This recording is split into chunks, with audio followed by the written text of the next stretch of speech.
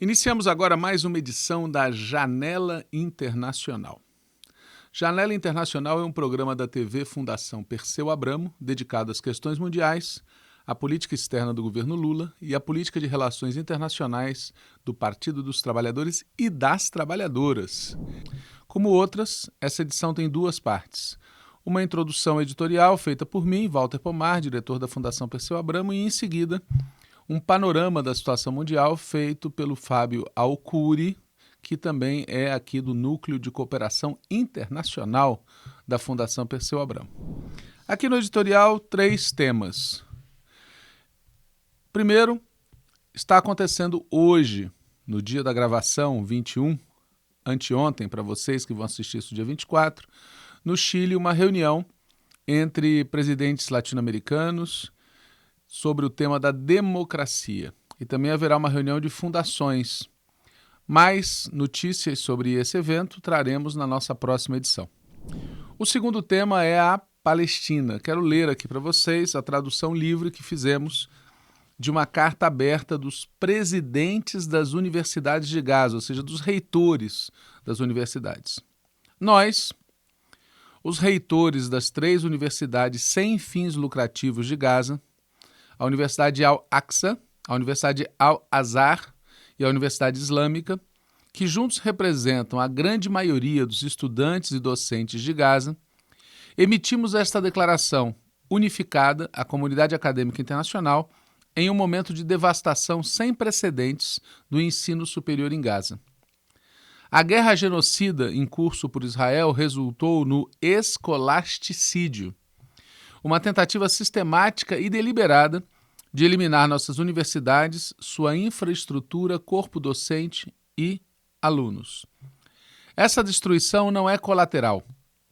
É parte de um esforço direcionado para erradicar os fundamentos do ensino superior em Gaza. Fundamentos que há muito tempo se mantêm como pilares de resistência, esperança e liberdade intelectual em condições de ocupação e cerco. Embora instituições acadêmicas em toda a Palestina tenham enfrentado ataques por décadas, o que testemunhamos hoje é uma escalada, uma mudança de repetidos atos de destruição para uma tentativa de aniquilação total. Ainda assim, permanecemos resolutos. Por mais de um ano, nos mobilizamos e tomamos medidas para resistir a este ataque e garantir a persistência de nossas universidades. Apesar da destruição física de campi, laboratórios, bibliotecas e outras instalações, e do assassinato de nossos alunos e colegas, nossas universidades continuam existindo. Somos mais do que prédios. Somos comunidades acadêmicas compostas por alunos, professores e funcionários, ainda vivas e determinadas a levar adiante nossa missão. Conforme articulado na Declaração Unificada de Emergência de Acadêmicos e Administradores Palestinos, emitida em 29 de maio de 2024, abre aspas, as forças de ocupação israelenses demoliram nossos prédios, mas nossas universidades sobrevivem, fecha aspas. Por mais de um ano, nossos professores, funcionários e alunos persistiram em nossa missão principal, ensinar, em condições inimaginavelmente adversas. Bombardeios constantes, fome e restrições ao acesso à internet, eletricidade instável e os horrores contínuos do genocídio não nos abalaram. Ainda estamos aqui, ainda ensinando e ainda comprometidos com o futuro da educação em Gaza. Apelamos urgentemente aos nossos colegas em todo o mundo para que trabalhem por um cessar-fogo sustentável e duradouro, sem o qual nenhum sistema educacional pode prosperar, e o fim de toda cumplicidade com este genocídio. Mobilização internacional imediata para apoiar e proteger as instituições de ensino superior de Gaza, vitais para a sobrevivência e o futuro a longo prazo do povo palestino. Reconhecimento do escolasticídio como uma guerra sistemática contra a educação e a necessidade de apoio internacional coordenado e estratégico, em parceria com as nossas universidades, para a resiliência e reconstrução da nossa infraestrutura acadêmica e comunidades. Apelamos à comunidade acadêmica internacional, os nossos colegas de instituições e amigos, para que apoiem os nossos esforços para continuar a ensinar e a conduzir investigação sob cerco e em meio a perdas. Comprometam-se com a reconstrução a longo prazo das universidades de Gaza, em parceria conosco, respeitando a nossa autonomia institucional e a nossa agência acadêmica. Trabalhem em parceria conosco, envolvam-se diretamente e apoiem as mesmas instituições que continuam a encarnar a vida acadêmica e a resistência intelectual coletiva em Gaza. No ano passado, estabelecemos formalmente o Comitê de Emergência das Universidades de Gaza, representando nossas 3 instituições e faculdades afiliadas, que juntas matriculam entre 80% e 85% dos estudantes das universidades de Gaza. O comitê existe para resistir à exclusão de nossas universidades e oferecer uma voz unificada à comunidade acadêmica de Gaza. Desde então, estabeleceu subcomitês com foco em cada área temática para servir como canais confiáveis e coordenados de apoio. Apelamos às comunidades acadêmicas em todo o mundo para que se coordenem em resposta a este apelo. O tempo da solidariedade simbólica já passou. Agora, pedimos uma parceria prática, estruturada e duradoura. Trabalhe conosco para garantir que as universidades de Gaza sobrevivam e continuem sendo uma parte vital do nosso futuro coletivo. Assinam professor Dr. Ayman Sob, presidente da Universidade Al-Aqsa, professor Dr. Omar Milad, presidente da Universidade Al-Azhar Gaza, e professor Dr. Assaad, presidente da Universidade Islâmica de Gaza. Essa é a situação. Além disso, acrescento. Segundo o Escritório de Direitos Humanos da Organização das Nações Unidas, ao menos 798 palestinos e palestinas já morreram em Gaza desde o final de maio, enquanto tentavam obter ajuda humanitária. Ou seja, buscavam ajuda humanitária e foram alvejados e assassinados. Recentemente, um ataque do Estado de Israel atingiu a Igreja da Sagrada Família, a única igreja católica na faixa de Gaza, que no momento do ataque abrigava cristãos e muçulmanos, incluindo várias crianças com deficiência. Muitos mortos e feridos, entre eles um padre que regularmente alimentava o falecido Papa Francisco de informações sobre a situação. Não é novidade, porque em outubro de 2023, logo após o início da guerra, houve também um ataque de Israel contra a igreja de São Porfírio, a mais antiga da faixa de Gaza, matando ao menos 18 pessoas. Aliás, tem crescido em toda a Palestina ocupada e também dentro do Estado de Israel os ataques contra cristãos. Segundo também a ONU, há cerca de 30 mil palestinos deslocados à força por Israel desde o início da agressão militar na Cisjordânia, não na faixa de Gaza, na Cisjordânia. Também na Cisjordânia foram destruídas pelo menos 1.400 casas e houve registrados 757 ataques de colonos de Israel contra palestinos na Cisjordânia. Portanto, desmentindo a ideia de que o problema está na faixa de Gaza, o problema está em Israel. Israel ataca sistematicamente, de forma criminosa, os palestinos e as palestinas em todo o território ocupado. Há uma série de ações em todo o mundo visando dar conta dessa situação na Palestina, visando enfrentar o genocídio cometido pelo Estado ocupante e terrorista de Israel. Uma dessas iniciativas foi uma importante reunião envolvendo mais de 30 países, reunião realizada em meados de julho em Bogotá, por iniciativa do governo da Colômbia e do governo da África do Sul. Na próxima edição da Janela Internacional, falaremos mais sobre essa iniciativa. Para concluir esse editorial, falemos dos Estados Unidos. Todos sabem que os Estados Unidos desencadearam um ataque político e comercial contra o Brasil. Esse ataque teve como disparo inicial uma publicação assinada pelo presidente dos Estados Unidos, Donald Trump, numa rede social. Várias novidades desde então até hoje. O governo brasileiro tomou várias iniciativas, houve muitas implicações políticas. Deixamos aqui algumas perguntas para quem está acompanhando e refletindo sobre o tema. Em primeiro lugar, Isso tudo que está ocorrendo tem a ver com a personalidade do atual presidente dos Estados Unidos? Ou é uma iniciativa do Estado estadunidense, ainda que temperada pelas características pessoais do Donald Trump? Até onde poderá ir essa operação de ingerência na nossa soberania nacional? Nós viveremos aqui no Brasil alguma coisa parecida com o que ocorre na Venezuela, onde a ingerência é explícita, total, sem limites, onde o governo dos Estados Unidos patrocina explicitamente candidaturas e se envolve diretamente no processo eleitoral, chamando para si o direito de reconhecer ou não resultados eleitorais? Em que medida nessa operação há uma proporção entre o tema tarifas, o tema BRICS, o tema moeda e o tema eleições 2026? Qual é a proporção de cada um desses temas na definição das ações do governo estadunidense contra nós? No momento, a ingerência estadunidense parece estar produzindo o efeito oposto ao pretendido. A pergunta é: isso tende a continuar assim? Ou nós podemos assistir novidades negativas nesse terreno? Indo ao ponto, a tática da negociação, supondo que ela tenha resultados, ela terá que desdobramentos? Haverá algum aumento de tarifas? Qual? Qual será o impacto disso nas vendas?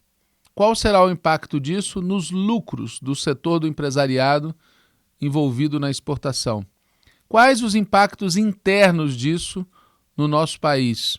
Quais os efeitos econômicos e quais os efeitos políticos que resultariam ou que resultarão desse processo de negociação, caso ele tenha êxito?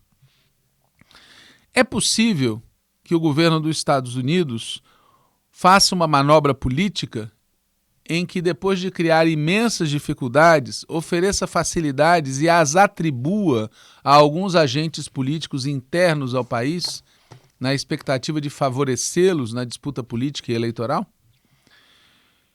Quais são os instrumentos que estão ao nosso dispor para enfrentar essa chantagem? Há como substituir rapidamente as importações estadunidenses por outras? Há como substituir rapidamente os mercados estadunidenses por outros? Que outras consequências internas e externas adviriam de uma postura aqui no nosso país que nos prepare para vencer sistemática e estruturalmente essa ingerência? Detalhe importante, isso não é mais uma pergunta, é uma afirmação.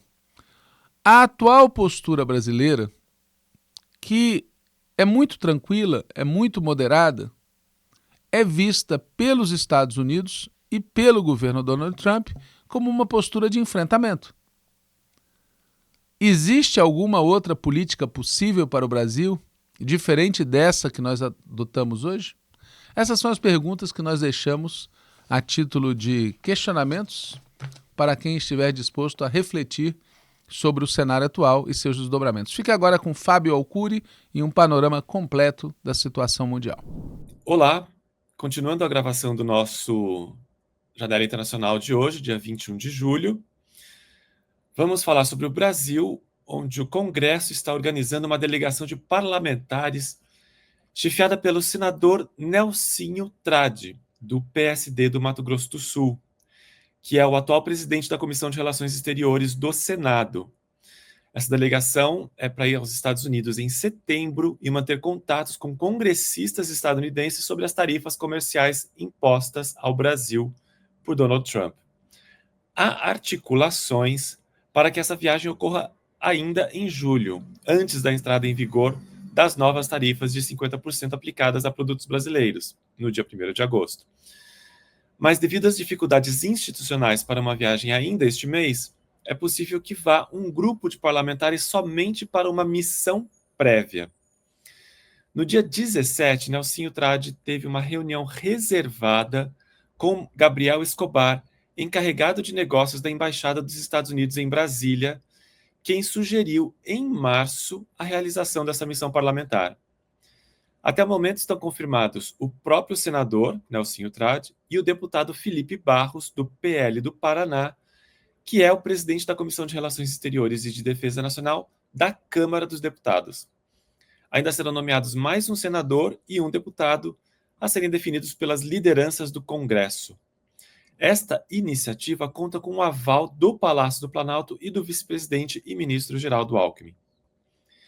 No dia 13, Alckmin afirmou que o governo brasileiro iria tentar uma aproximação diplomática para reverter as tarifas anunciadas por Trump e também recorrer junto à Organização Mundial do Comércio, deixando a lei de reciprocidade econômica como último recurso a ser acionado.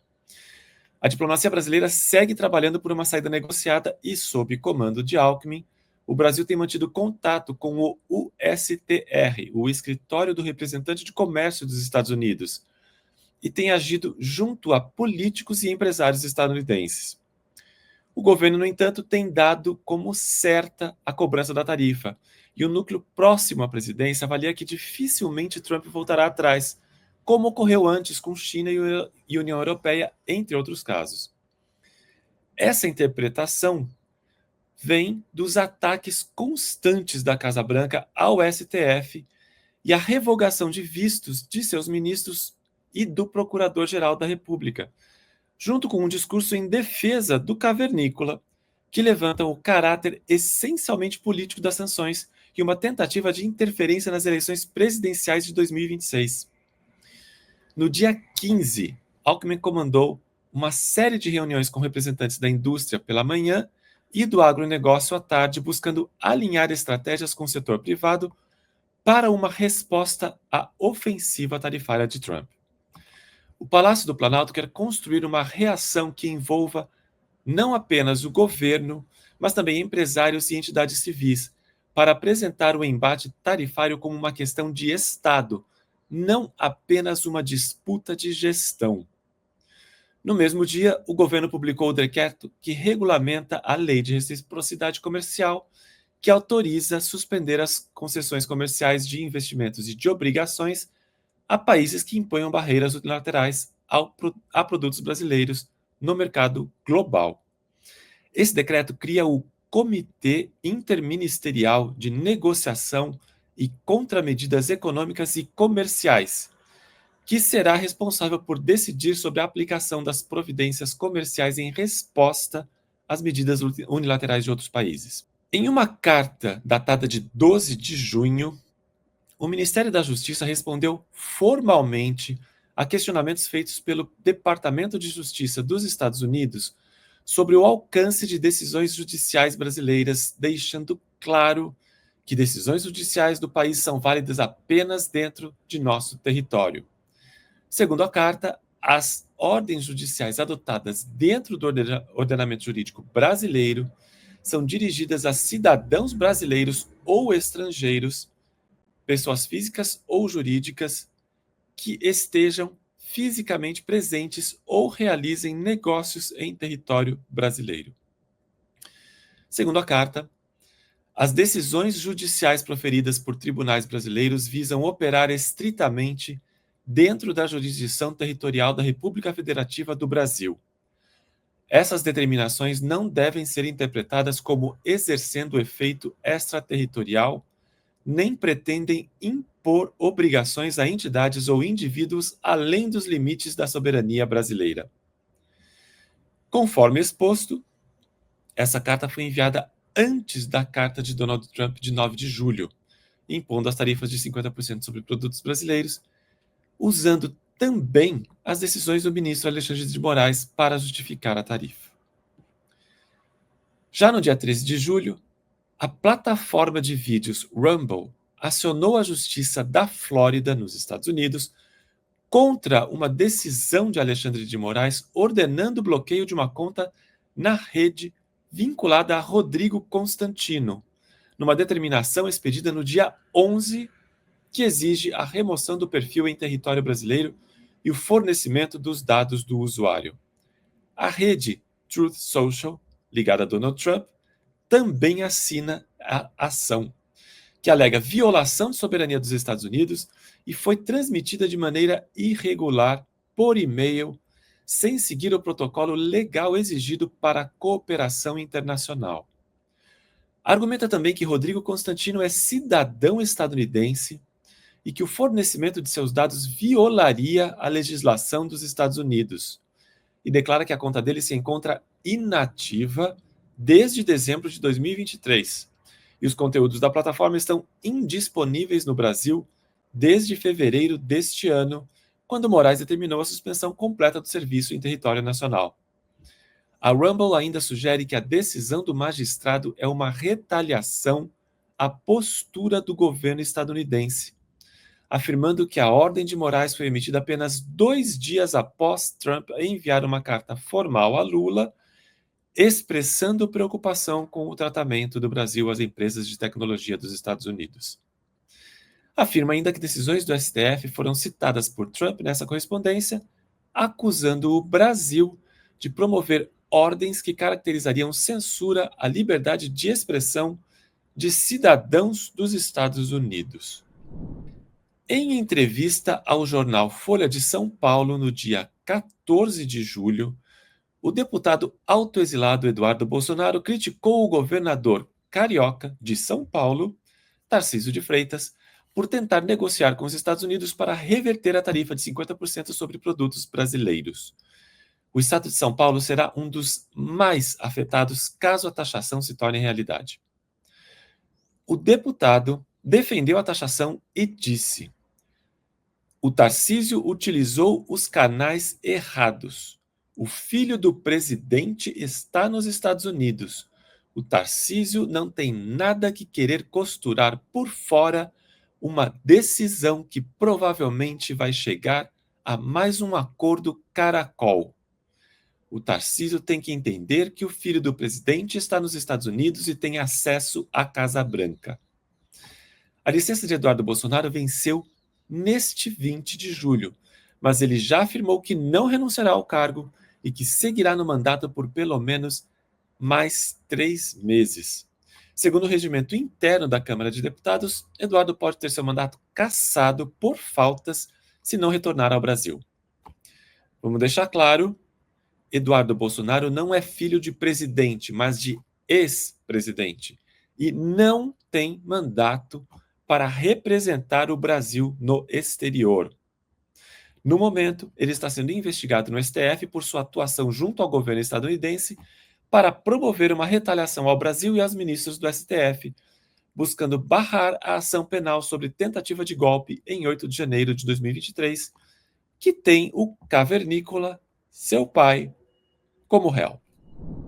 O governo brasileiro decidiu aderir oficialmente à ação movida pela África do Sul contra Israel na Corte Internacional de Justiça, acusando de genocídio contra o povo palestino durante os ataques à faixa de Gaza. Esse movimento deve gerar reações do governo israelense e potencializar os atritos com a administração Trump, que tem pressionado países alinhados à causa palestina. Ao ser questionado em entrevista sobre a demora do Brasil em aderir a esta ação, o chanceler Mauro Vieira afirmou: nós fizemos enormes esforços para chamar por negociações. Os últimos desenvolvimentos da guerra nos fizeram tomar a decisão de nos juntarmos à África do Sul na Corte Internacional. E uma boa notícia para o Brasil no esporte. No dia 19 de julho, a equipe de ginástica rítmica brasileira conquistou pela primeira vez na história uma medalha de ouro no conjunto geral, em etapa da Copa do Mundo da modalidade realizada em Milão, na Itália. As brasileiras tiveram nota final 52,850, acima da equipe japonesa com 50.500 e chinesa com 50.200, que ficaram respectivamente com prata e bronze. Este pódio chega faltando um mês para o Mundial de Ginástica Rítmica de 20 a 24 de agosto, no Rio de Janeiro. Essa vitória mostra que o compromisso de um governo em investir no esporte pode trazer resultados positivos. Na Argentina, o cenário nas ruas de Buenos Aires e La Plata mostra a imagem de uma atividade comercial em retrocesso e uma recuperação econômica que não chega. Segundo a Câmara Argentina de Comércio, há uma queda sustentada em locais conhecidos pelo movimento comercial, com um panorama geral de retração, mesmo com uma pequena recuperação em alguns locais em cidades como Santa Fé e Corrientes. Os dados revelam o verdadeiro impacto econômico de uma crise persistente, com uma sociedade em sofrimento, trabalhadores desempregados e ruas menos movimentadas. O presidente colombiano Gustavo Petro defendeu a saída da Colômbia como sócia da OTAN. Segundo ele, precisamos sair da OTAN. Não há outro jeito. E dizer à Europa que, se quiser ficar com a América Latina e a África, deve parar de ajudar os nazistas. A decisão também vem logo depois de se tornar público o vazamento de áudios do ex-chanceler Álvaro Leiva tentando armar um golpe de Estado contra Petro junto com a Casa Branca. Segundo analistas, esta possível saída é coerente com uma visão de Petro de se afastar de um alinhamento histórico com os Estados Unidos e se aproximar do Sul global. Mas ele pode encontrar forte oposição junto aos meios militares do país, que recebem muitos investimentos em segurança, defesa e acesso à tecnologia desenvolvida pela OTAN. Em El Salvador, a Cristosal, organização de direitos humanos fundada por bispos anglicanos há 25 anos e que se destacou pelas investigações sobre corrupção no governo de Nayib Bukele, retirou seus 20 funcionários do país nas últimas semanas. Agora o grupo tem apenas uma funcionária em El Salvador, Ruth Lopes, diretora de combate à corrupção e justiça da organização, que está presa desde maio por acusações de corrupção num caso mantido em segredo, que chegou a levá-la a solicitar um julgamento público. O grupo afirmou que sua decisão representa um ponto de virada no estado de emergência de 3 anos imposto por Bukele, com muitos jornalistas e outros grupos de direitos humanos também considerando inseguro continuar operando no país. Segundo Noah Bullock, diretor executivo da Cristosal, quando ficou claro que o governo estava preparado para nos perseguir criminalmente e que não havia possibilidade de defesa ou julgamento imparcial, tornou-se inviável continuar a correr esses riscos. Desde que impôs o estado de emergência em março de 2022, Bukele suspendeu direitos constitucionais, restringiu a liberdade de imprensa e minou a independência judicial. Grupos de direitos humanos afirmam que mais de 85 mil pessoas foram presas em sua repressão às gangues, o que fez os homicídios caírem mais de 90%, segundo dados do governo.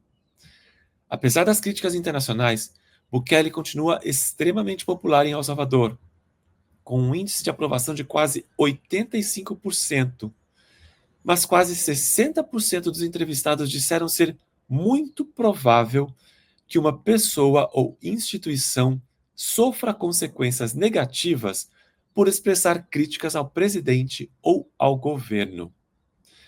Uma lei promulgada em maio torna praticamente impossível a operação de muitas organizações de direitos civis com financiamento internacional, de acordo com pessoas que trabalham nessas instituições.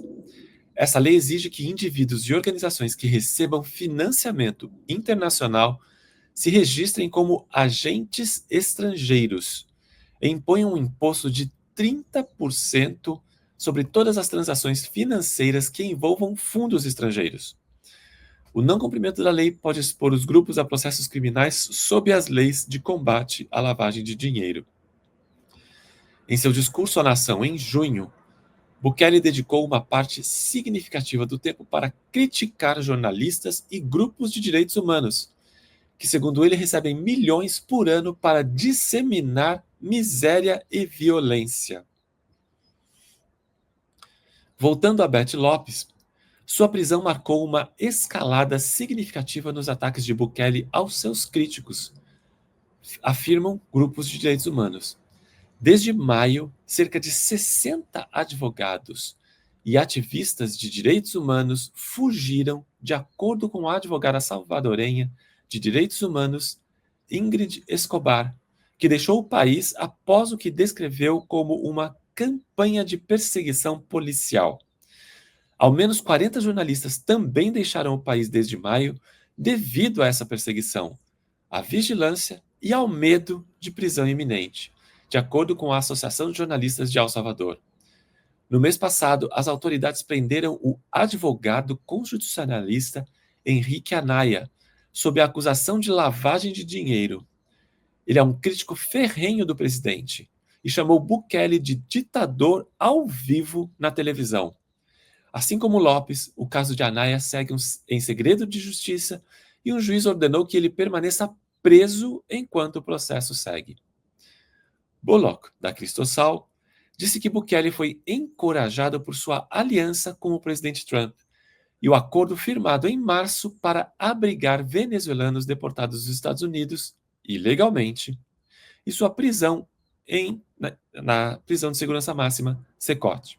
Bullock também informou que Bukele resistiu ao retorno de Kilmar Ábrego Garcia, um salvadorenho preso e deportado indevidamente pelo governo Trump, e negou as alegações de Ábrego Garcia de ter sido torturado nessa mega prisão de El Salvador.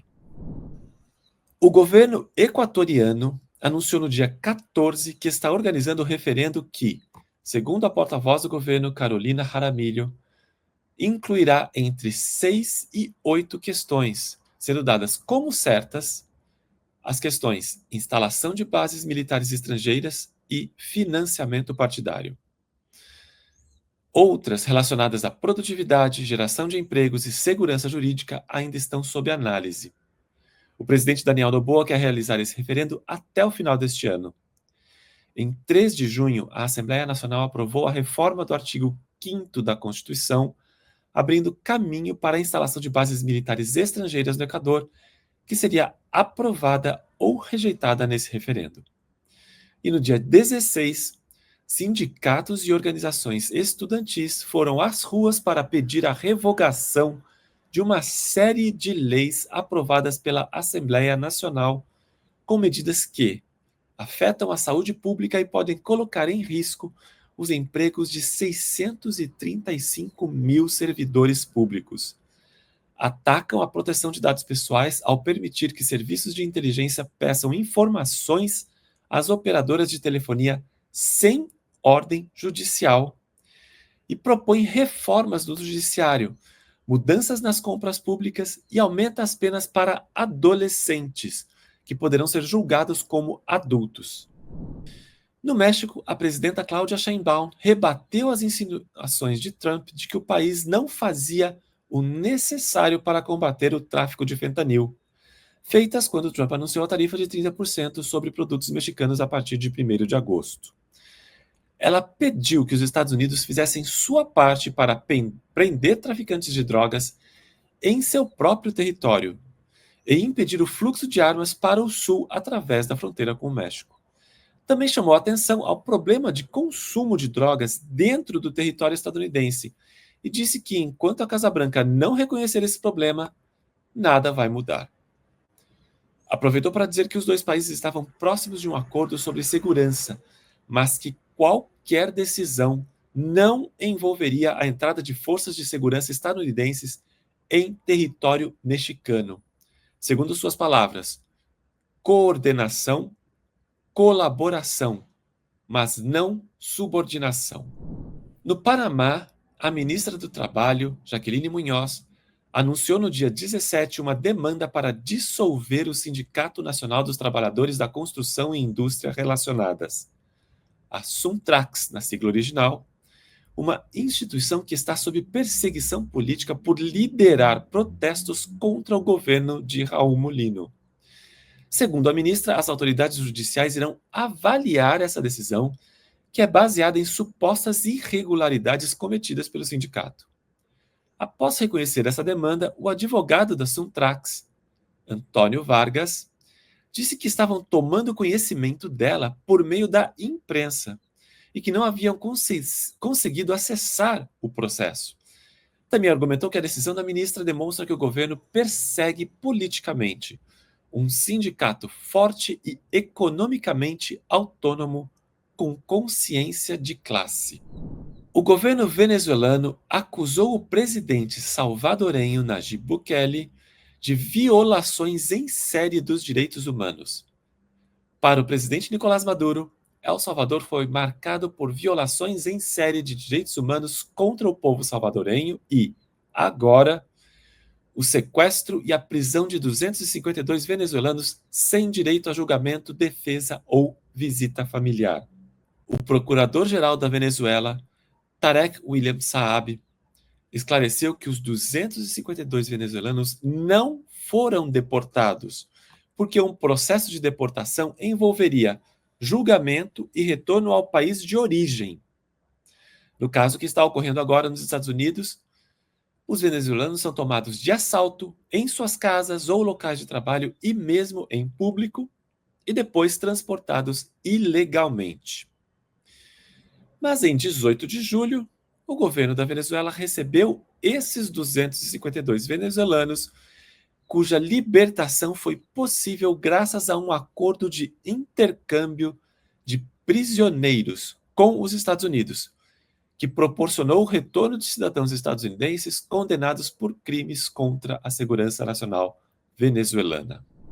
Vamos à África, onde, no Senegal, após mais de 6 décadas de presença militar contínua da França, as 2 últimas instalações militares francesas no país foram oficialmente entregues no dia 17 de julho, durante cerimônia militar em Camp Jay, a maior base militar no centro de Dakar, marcando o fim da presença permanente do exército francês no Senegal.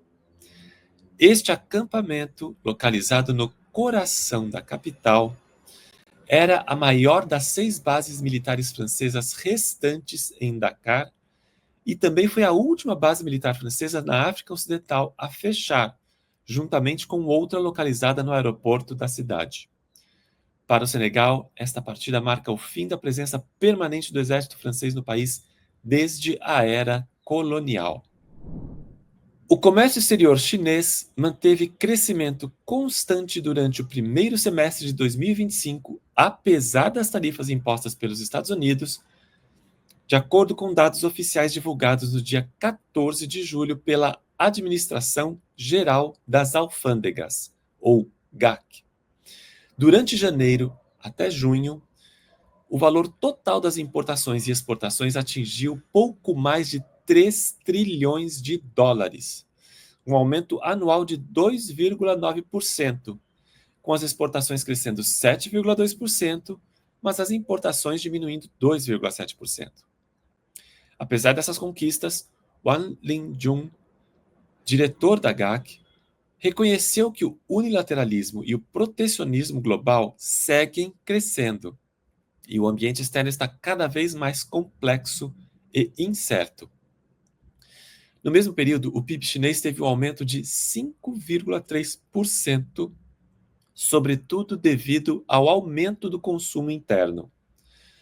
Outro fator importante foi a diversificação do comércio internacional e consequente redução da dependência em relação ao mercado estadunidense. Na Malásia, dezenas de manifestantes se reuniram em frente à Embaixada dos Estados Unidos em Kuala Lumpur no dia 18 de julho, para protestar contra a proposta de nomeação de Nick Adams, um auto-intitulado influenciador macho alfa, como enviado dos Estados Unidos ao país. Na semana anterior, o presidente Trump havia nomeado Adams, autor e comentarista político, como indicado pela Casa Branca para ser embaixador dos Estados Unidos na Malásia. Os manifestantes, liderados por jovens líderes da coalizão governista do primeiro-ministro Anwar Ibrahim, apresentaram um memorando de protesto à Embaixada dos Estados Unidos em Kuala Lumpur, pedindo que Trump reconsiderasse a nomeação de Adams. Esse memorando citava uma retórica divisionista usada por Adams e caracterizava suas postagens como insensíveis à sociedade multicultural da Malásia. Adams, nascido na Austrália e naturalizado cidadão estadunidense, cultivou uma imagem machista para opinar sobre questões culturais e atrair um público composto principalmente por homens jovens. Mas foram suas duras críticas ao Islã e demonstração de apoio à campanha militar de Israel em Gaza que irritaram os muçulmanos da Malásia, desencadeando um raro protesto contra uma nomeação diplomática estrangeira no país, que há muito tempo apoia firmemente a causa palestina. Esse protesto ocorre num momento crítico para a Malásia, ameaçada de tarifas de 25% a partir de 1º de agosto, data limite para fechar um acordo comercial com Washington e evitar essa taxação. O primeiro-ministro Ibrahim disse a repórteres que era muito cedo para decidir sobre a nomeação de Adams, mas que seu governo consideraria o assunto com a devida atenção. Os manifestantes também pediram ao governo que exerça seu direito de rejeitar a nomeação de Adams, de acordo com a Convenção de Viena sobre Relações Diplomáticas, que permite aos países anfitriões o poder de aceitar ou rejeitar nomeações de embaixadores sem precisar fornecer uma justificativa. A nomeação de Adams ainda não foi aprovada, mas é amplamente esperado que ele seja confirmado pelo Senado dos Estados Unidos, controlado pelos republicanos. Sobre Israel, as forças armadas do país mantiveram seus ataques à Cisjordânia ocupada, Líbano e Síria. No caso da Cisjordânia ocupada, tropas israelenses atacaram o campo de refugiados de Calandia, ao norte de Jerusalém. Além disso, colonos ilegais incendiaram terras e veículos na vila de Burqa, horas depois de uma visita de líderes religiosos e diplomatas de mais de 20 países à cidade de Taiba, para exigir o fim dessa violência. No Líbano, ataques aéreos atingiram o Vale de Bekaa, a leste do país, atingindo postos operados pelo Hezbollah, e o exército avisou que continuaria essas operações contra estruturas do grupo. A Síria sofreu bombardeios sobre ataques e veículos blindados na província de Sueida, sul do país, após confrontos envolvendo grupos drusos contra forças compostas por tribos beduínas e unidades dos ministérios de defesa e do interior do atual regime sírio. Continuando na Síria, a ofensiva israelense no sul do país foi confirmada pelo exército israelense, que disse serem essas ações parte de uma estratégia preventiva para evitar uma ameaça em sua fronteira norte. Israel Katz, ministro da Defesa israelense, emitiu um alerta ao governo sírio no dia 16 de julho, dizendo que os ataques continuarão e poderão se intensificar se as tropas sírias não se retirarem de Sueida. Horas depois, drones israelenses atacaram as proximidades do quartel-general das forças sírias em Damasco, marcando a primeira ofensiva israelense contra a capital desde a escalada do conflito no sul do país. A sede do Ministério da Defesa sírio foi atingida e um outro ataque chegou próximo ao Palácio Presidencial. O ataque ocorreu após 3 dias consecutivos de ofensivas israelenses contra tropas sírias que se dirigiam a Sueida e incluiu a destruição de tanques e veículos blindados em trânsito para essa zona de conflito. Os confrontos em Sueida desencadearam uma das maiores crises desde o início da Guerra Civil na Síria em 2011. As facções drusas do local têm autonomia há anos, mas a região conta com a presença de clãs beduínos na zona rural, e unidades do exército e da polícia sírios buscam retomar o controle desse território. Na Europa, os ministros de comércio da União Europeia se reuniram em Bruxelas no dia 14 de julho para definir uma resposta à ameaça de tarifas de 30% sobre produtos do bloco importados pelos Estados Unidos, enquanto as negociações entre Bruxelas e Washington ainda estão em andamento. A União Europeia acusou os Estados Unidos de não se esforçarem para chegar a um acordo comercial e evitar que essas tarifas entrem em vigor a partir de 1º de agosto, e alertou para a adoção de contramedidas caso não haja avanços. A presidente da Comissão Europeia, Ursula von der Leyen, preferiu deixar o caminho aberto para negociações e estendeu a suspensão das contramedidas às tarifas estadunidenses sobre aço e alumínio até 1º de agosto. Ao mesmo tempo, a União Europeia prepara sua resposta com um pacote de medidas retaliatórias adicionais que podem ser implementadas caso as negociações fracassem. Os europeus tentam se manter unidos, embora as tarifas não atinjam todos os países igualmente. Ao mesmo tempo, buscam intensificar seu comércio com outros países e blocos pelo mundo. Os líderes europeus estão preocupados com setores-chave da economia europeia que estão sob risco, assim como centenas de milhares de empregos que estão ameaçados. Desde a ofensiva tarifária de Trump, os Estados Unidos já impuseram taxa de 25% sobre veículos e autopeças, e alíquotas dobradas sobre aço e alumínio. Mais recentemente foi anunciada uma tarifa de 50% sobre cobre, e novas taxações sobre produtos farmacêuticos e semicondutores estão previstas para agosto. Ao todo, a União Europeia estima que os encargos atuais dos Estados Unidos já atinjam 380 bilhões de euros, ou aproximadamente 442 bilhões de dólares, representando cerca de 70% das exportações do bloco para o mercado estadunidense. O governo espanhol informou no dia 14 que a polícia prendeu 8 pessoas após 3 noites de confrontos entre grupos de extrema-direita e imigrantes norte-africanos na cidade de Torre Pacheco, sudeste do país, onde aproximadamente 1/3 da população é de imigrantes ou segunda geração. Os problemas começaram após um homem na casa dos 60 anos ter sido atacado por outros 2 homens e ele afirmava não entender o que esses homens diziam.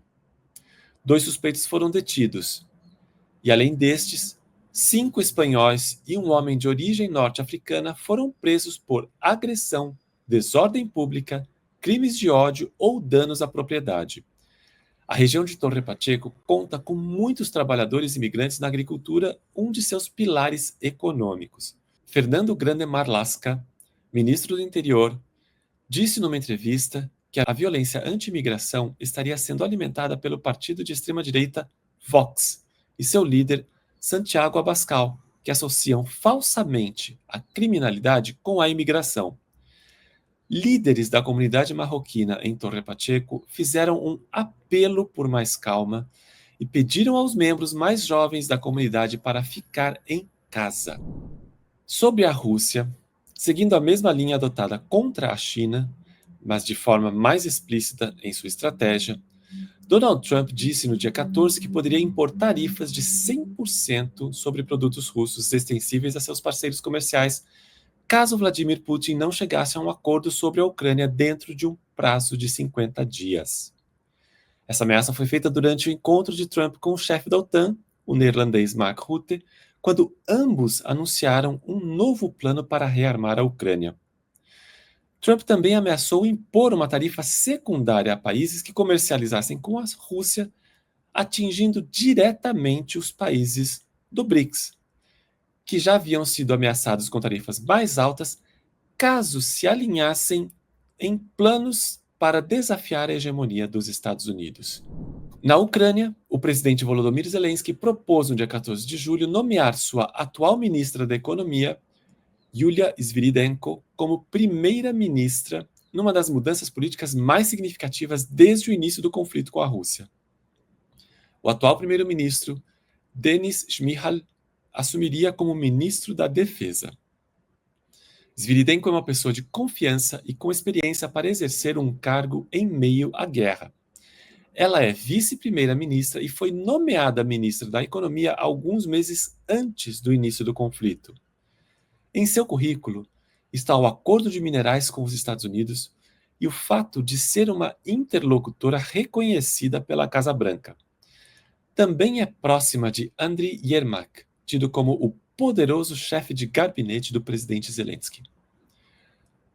Mark Rutte, secretário-geral da OTAN, e Donald Trump anunciaram, no dia 14 de julho, um acordo para a venda de armas dos Estados Unidos aos países da OTAN, e Rutte afirmou que os membros da organização repassariam parte desses armamentos à Ucrânia, o que marcaria a retomada da ajuda dos Estados Unidos a Kiev de forma indireta. No dia 15, Rutte disse que a Europa encontraria o dinheiro para garantir à Ucrânia a melhor posição possível em negociações de paz. Questionado se mísseis de longo alcance estavam em discussão, disse que a ajuda seria tanto defensiva quanto ofensiva e, portanto, haveria todos os tipos de armas, mas que isto estaria sendo trabalhado pelo Pentágono e pelo comandante supremo da OTAN na Europa, em conjunto com os ucranianos. Também em 15 de julho, Rutte pediu a Brasil, China e Índia para pressionar a Rússia pelo fim do conflito na Ucrânia, ameaçando as 3 nações do BRICS com sanções pelos Estados Unidos. Em reunião com senadores dos Estados Unidos, Rutte disse ter certeza de que esses países, especialmente a China, seriam muito úteis para pressionar a Rússia. As 3 nações respondem pela grande maioria do comércio de energia russa e são os países centrais do BRICS, junto com a África do Sul. No dia 20 de julho, o porta-voz do governo russo, Dmitry Peskov, informou que o presidente Putin se disse pronto para avançar num acordo de paz com a Ucrânia e que o mais importante era atingir os objetivos estabelecidos por seu governo. O primeiro-ministro australiano Anthony Albanese fez uma visita de 6 dias a 3 cidades da China, vista como mais um teste para as tentativas de Pequim de capitalizar as tarifas comerciais de Donald Trump, apresentando-se como parceiro estável e confiável. China e Austrália mantiveram diálogos em áreas de cooperação, apesar da competição estratégica na região do Indo-Pacífico. Apesar de considerar os Estados Unidos seu principal aliado em segurança, a Austrália seguiu a política chinesa de cooperar onde possível e discordar onde devido, restaurando laços que estavam rompidos desde o governo australiano anterior. O presidente Xi Jinping pediu a ambos os países garantir o livre comércio em um comunicado sobre o encontro sem mencionar Trump, mas falando de um sistema internacional complexo e turbulento. A viagem, no entanto, terminou sem nenhum novo investimento significativo ou acordos comerciais. Os 2 países concordaram com um diálogo político sobre descarbonização do aço para dar à Austrália uma visão de planejamento chinês sobre o tema e assinaram um acordo sobre turismo, inspeções alfandegárias e agricultura. Albanese afirmou ainda que um acordo de livre comércio de 1 década com a China, o maior parceiro comercial do país, seria revisado.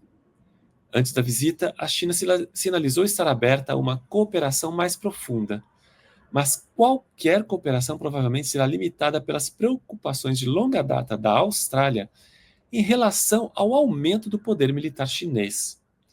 Albanese ainda mencionou as preocupações australianas sobre exercícios da Marinha Chinesa no Mar da Tasmânia em fevereiro. Em resposta, Xi Jinping disse que a China se envolve em exercícios da mesma forma que a Austrália, mas que seu país continuava a apoiar a paz, a segurança e a estabilidade na região. Ficamos hoje por aqui. Muito obrigado.